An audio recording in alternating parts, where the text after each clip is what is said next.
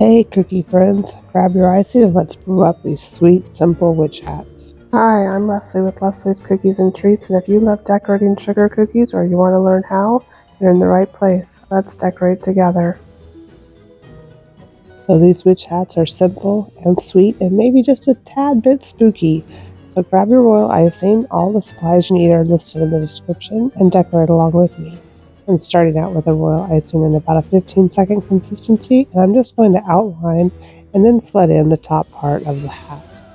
I use the same icing to outline and to flood my cookies, and because it's a 15-second icing, I can go right up to the edge of my outline, and I'm not going to worry that it's going to overflow. But if your icing is not quite this thick, go ahead and leave a gap between your outline and the icing, and then use a scribe or a toothpick to move your icing over to the edge. And I'm going to use a scribe too, just to settle my icing down and pop any air bubbles. And once you're finished, set this cookie aside to dry until the icing crusts over about 10 or 15 minutes. And then I came back in with my black icing again, and I'm just going to touch down, lift up my piping bag a little bit, and go around the bottom part of the hat, and then I'll flood that in. These cookies are actually part of a Halloween DIY kit that I'm making, and I'm just going to decorate a few of them.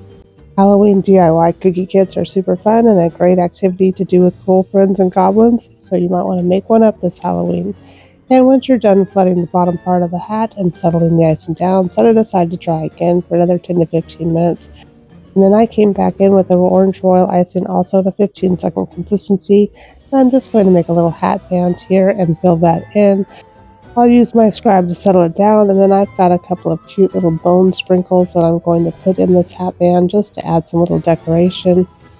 And just like that, we've conjured up a cute little witch hat, perfect for Halloween. No magic potions needed.